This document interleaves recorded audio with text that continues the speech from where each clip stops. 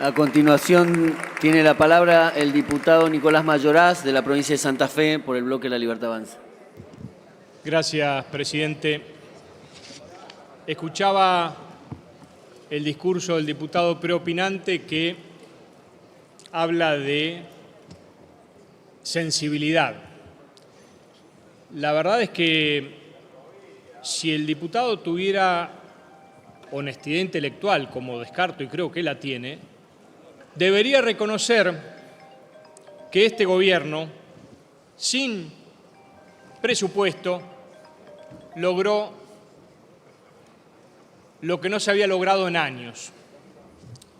Roma no se construye en un día. El país que recibió el presidente Javier Milei era un país devastado.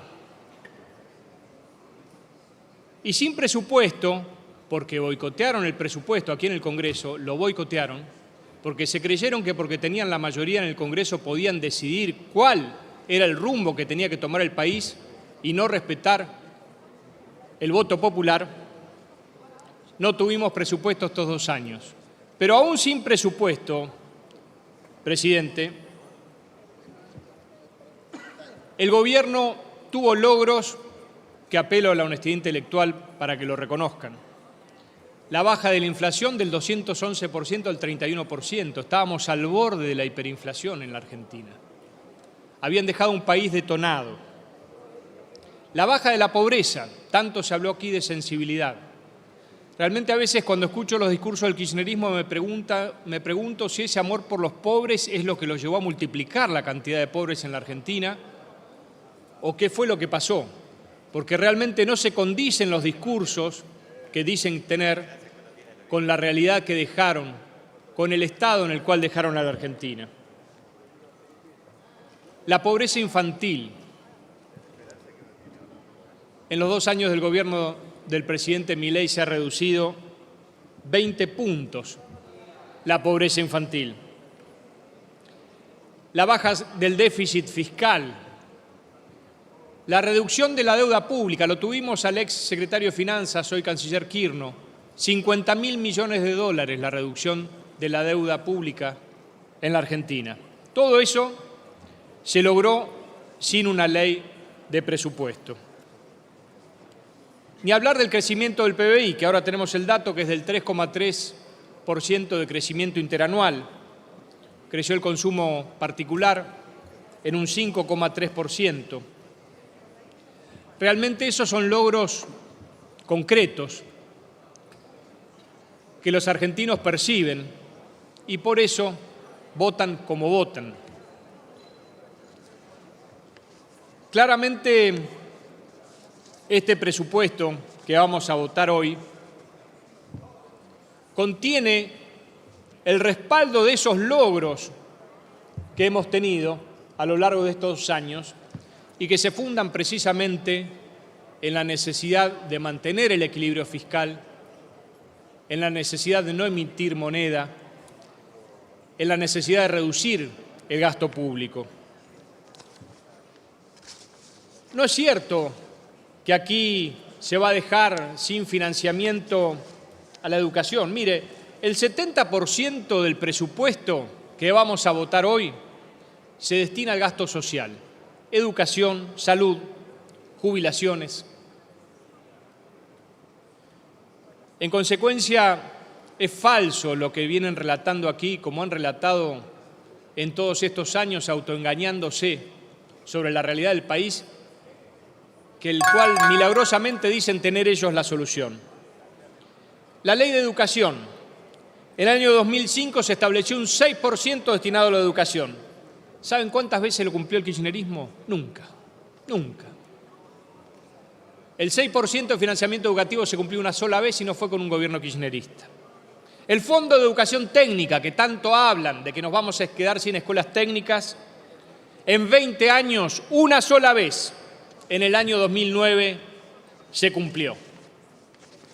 Evidentemente, presidente, ese relato no resiste ningún análisis. Escuché también aquí de algún diputado que, típico del autoritarismo que que llevan dentro, cuando no tienen la mayoría amenazan con ir a la justicia porque señalan una inconstitucionalidad que no han logrado justificar o fundamentar, como que aquí no se puede derogar leyes en la ley de presupuesto. Mira, la ley de presupuesto, muchas leyes de presupuesto han derogado otras leyes. Es perfectamente constitucional que la ley de presupuesto derogue una ley, porque el mandato del presupuesto está en el 75, inciso octavo, y se puede hacer perfectamente bien. La Corte, además, lo ha dicho en el caso Zafracor, dice, el Congreso tiene la potestad de derogar leyes aún en la ley de presupuesto. Así que no nos vengan aquí con inconstitucionalidades. En relación al voto por capítulo, que es perfectamente factible, que es reglamentario, que es legal, tiene un fundamento, y es que precisamente hace a la inteligencia de este presupuesto. Porque el equilibrio fiscal que plantea el presupuesto, que es la base, necesita de la aprobación de todos los artículos. Y en el capítulo 11, debo recordarles, para los que a lo mejor tienen alguna duda, tiene contenido el Fondo Fiduciario para subsidios al consumo de gas para la región patagónica, Malargüe y La Puna. Tiene también el Fondo de Promoción Minera, con la tasa del Código Aduanero. Tiene también la prórroga a la exención de gravámenes al acceso y utilización de fuentes renovables de energía de la Ley 27.191, que se vence el 31 de diciembre de este año. Está en este capítulo.